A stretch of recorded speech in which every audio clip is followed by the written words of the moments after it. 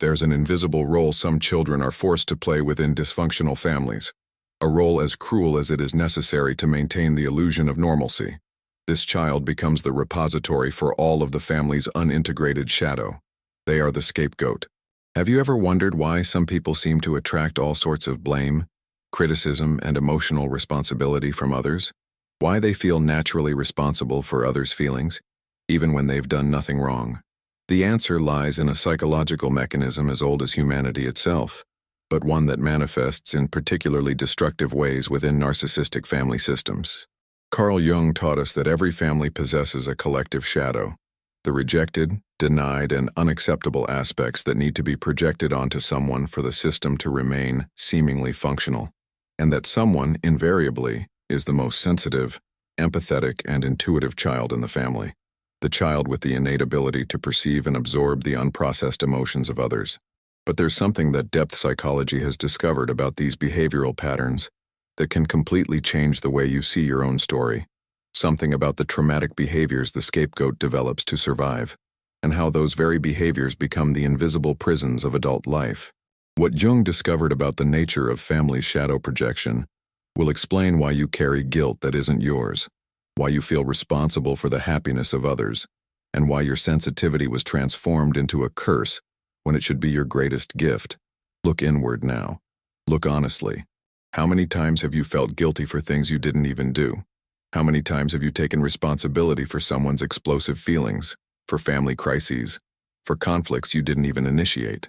How many times have you completely erased yourself, swallowed your own needs, worn the mask of the perfect child or the black sheep, just to keep the peace in a home that was never peaceful? If these questions resonate deeply with you, it's because you intimately know the weight of being the guardian of the family shadow. You learned very early on that your role was to absorb the unprocessed pain of others, to be the target of toxic projections, to carry what they couldn't carry. As long as you carry the shadow of others, your own light dims. As long as you wear the mask of excessive responsibility, your true self suffocates. As long as you merge with the pain of others, you disconnect from your own essence. You were programmed to be hypervigilant to the emotional cues of others. You were conditioned to sacrifice yourself before you even knew what you needed. You were trained to believe that your sensitivity was a problem, when in fact, it was the purest gold of your nature. And today, you will understand how this pattern formed, how it operates in your adult life through 3 specific traumatic behaviors, and how you can begin to integrate your true strength, because you didn't come into the world to carry the pain of others. You came to transform your sensitivity into wisdom. To understand the traumatic behaviors of the scapegoat, we first need to understand the dynamic that created them.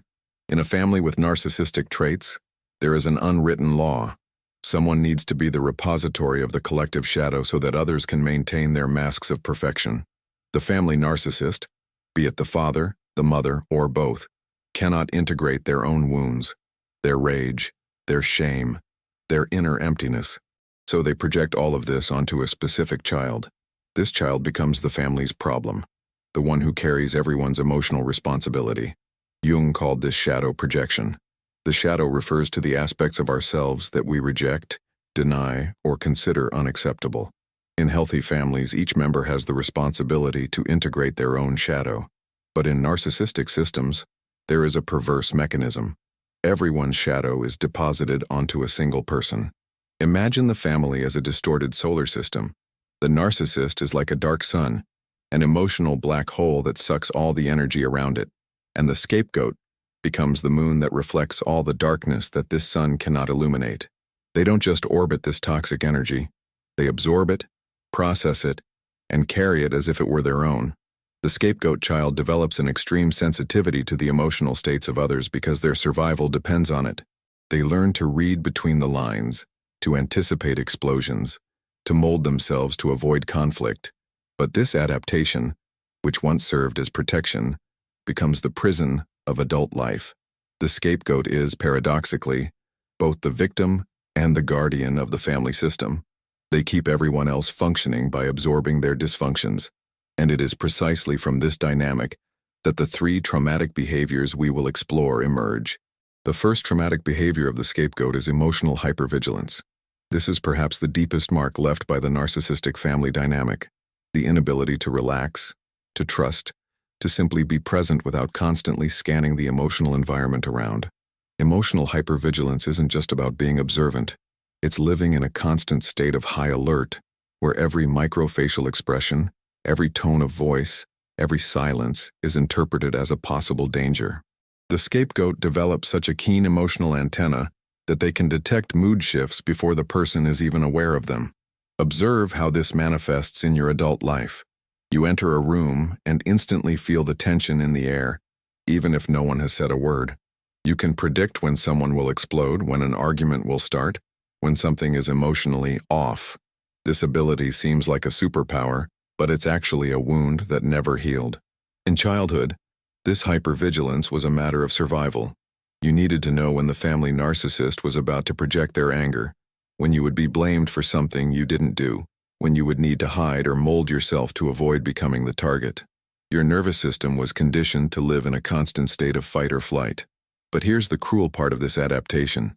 In adult life, this same hypervigilance that once protected you now traps you. You can't be in relationships without constantly monitoring the other person's mood. You can't work without absorbing the collective stress of the environment. You can't simply be yourself without calculating how your actions will emotionally affect others. Emotional hypervigilance becomes a vicious cycle. The more you monitor others' emotions, the more responsible you feel for them. The more responsible you feel, the more you monitor. And thus you remain trapped in the role of emotional guardian you were forced to play in childhood. Jung would say that you are projecting your own shadow, the fear of abandonment, the need for control, the terror of rejection, in an attempt to control the uncontrollable, the emotions of others. You became addicted to the illusion that if you can predict and manage others' feelings, you will be safe. But true safety only comes when you stop carrying what isn't yours. The second traumatic behavior is self-sabotage as protection. This is perhaps the most paradoxical and painful of patterns. The scapegoat develops an unconscious tendency to sabotage their own success, happiness, and growth as a way to remain safe within the family role assigned to them. Think about it. If you were raised to be the family's problem, the repository of negative projections, there's an unconscious part of you that believes this is your place in the world. When you start to prosper, to shine, to stand out positively, something within you whispers, "This isn't for me. I don't deserve it. I'm the problem." Remember? The scapegoat's self-sabotage isn't as obvious as other forms of self-destruction. It's subtle, refined, disguised as humility or realism. You're about to get the promotion, but you find a way to make a crucial mistake. You're in a healthy relationship, but you start creating problems where none exist. You're close to achieving a dream, but suddenly you lose motivation or find 1,000 excuses not to continue. This happens because your unconscious was programmed to believe that occupying a place of value, recognition, or happiness is dangerous. In your family of origin, shining meant becoming an even bigger target for envy, for projection, for others' need to diminish you to feel better about themselves. Jung would call this identification with the persona of the problematic or the sacrificed. You internalize this mask so much that it became your identity. And when life offers you the opportunity to wear a different mask, that of the successful, the loved, the accomplished, you reject it because it's unfamiliar. The familiar, even if painful, is always more comfortable than the unknown. Observe how this operates in your life. How many times have you minimized your achievements? How many times have you put yourself in situations where you would inevitably be rejected or criticized? How many times have you chosen people who would treat you exactly as your family treated you? Self-sabotage is also a distorted form of family loyalty. Unconsciously, you believe that if you manage to be truly happy, you will be betraying your family, abandoning your role, breaking the system you've always known. It's as if there's an internal law that says, if I prosper, I will be denying the pain we all went through together. But the truth Jung revealed to us is this: you don't have to remain small for others to feel big. You don't have to forever carry the role you were forced to play. Your self-sabotage protects no one. It only perpetuates the cycle of pain you came here to break. The third and most devastating traumatic behavior is the fusion with others' pain. This is the pattern that transforms the scapegoat into an emotional sponge, unable to distinguish where others' feelings end and their own begin. The fusion with others' pain goes far beyond normal empathy. It's a pathological state where you literally feel others' emotions as if they were your own. When someone is sad, you become depressed. When someone is anxious, you panic. When someone is angry, you feel guilty and responsible for calming them down.